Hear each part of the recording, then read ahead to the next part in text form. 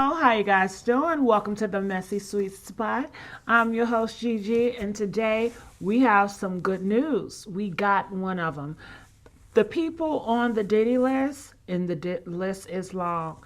Well, they got one of the guys, and we're going to explain it here.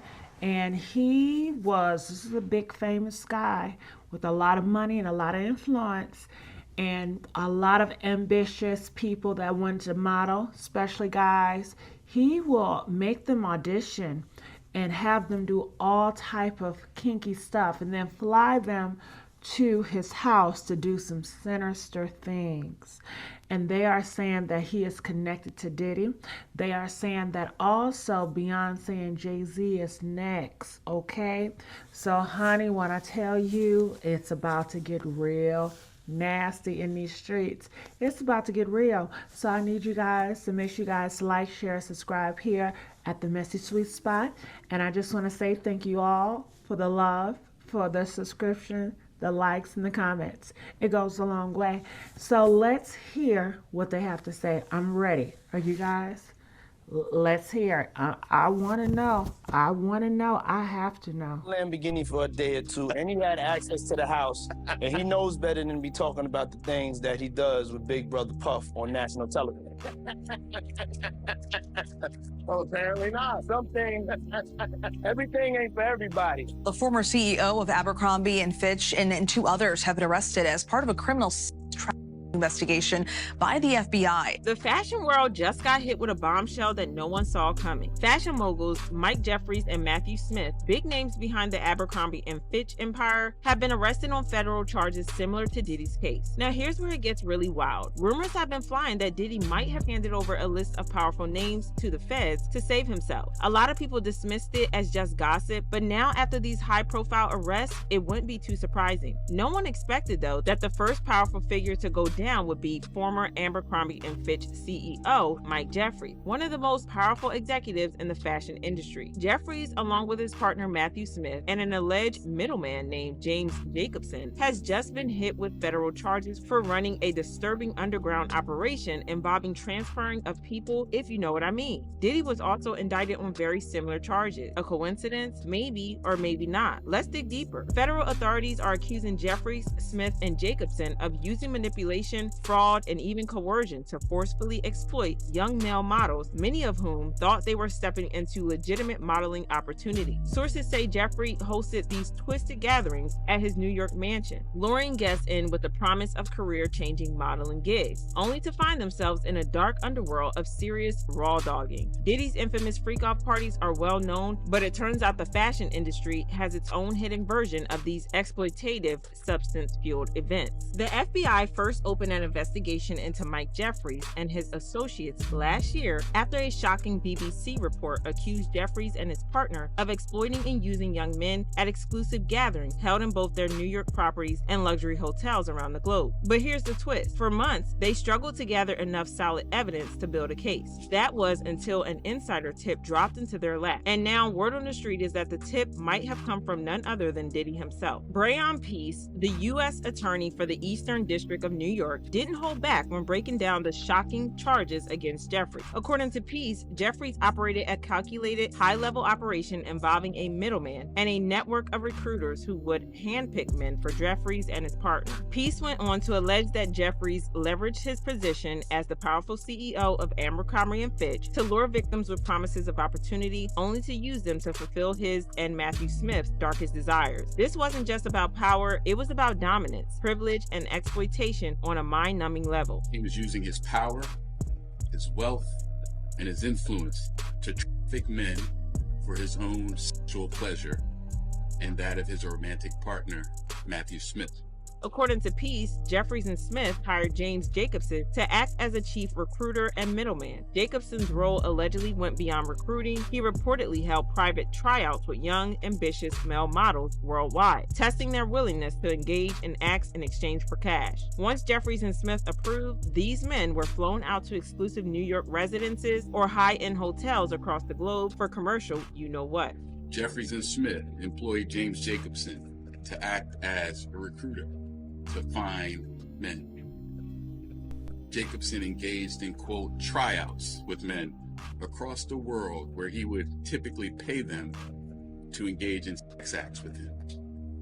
Following the tryouts with Jacobson, Smith would often then personally approve whether the men who were selected would meet Jeffries and Smith. The defendants would fly the selected men to Jeffries and Smith's homes in the Hamptons in New York City, or to hotels around the world in such places as England, France, Italy, Morocco, and St. Bart's, for the purpose of attending events to engage in commercial sex. Many of these men reportedly had no idea what awaited them. Most had no clue about the nature of things that would be required of them. They were allegedly promised modeling gigs with Abercrombie and Fitch that could be their big break. But upon arrival, they were met with a very different reality. Peace claimed that, with no option to back out, staffers demanded that the models sign airtight non-disclosure agreements, which later served as tools of control and intimidation, ensuring their silence long after the encounters ended. In an interview process that did not inform the men of the details of the sex events before they attended, including the full extent and nature of the sexual activity that would be required of the men at these events. They caused the men to believe that attending these sex events could yield modeling opportunities with Abercrombie or otherwise benefit their careers.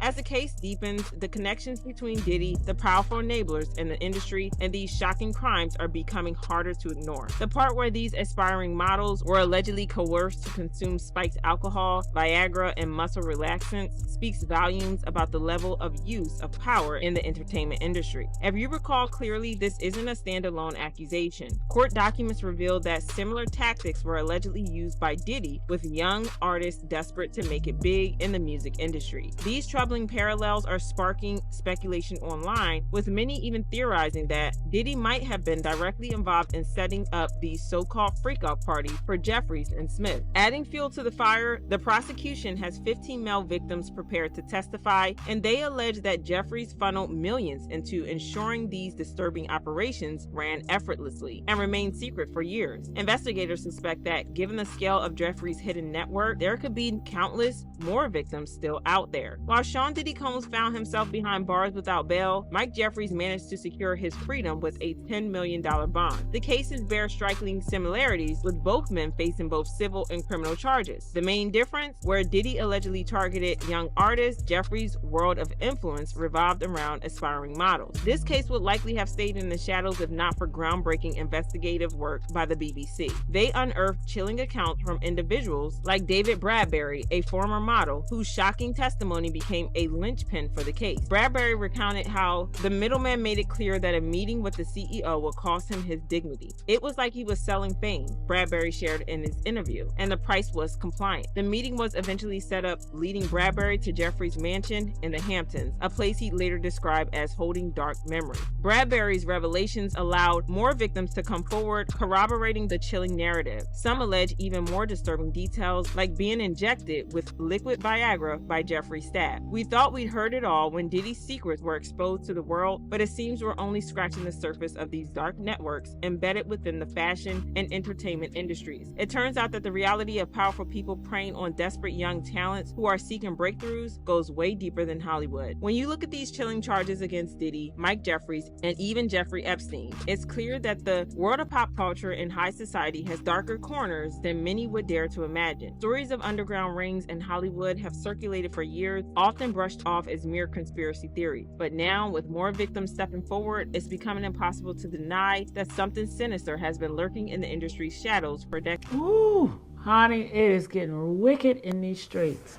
But we got to call it out. And we have to know what's going on out here behind the scenes, because it's a lot of things that's been going on behind the scenes. We have been naive. We've been gullible. We've been deceived, but no longer.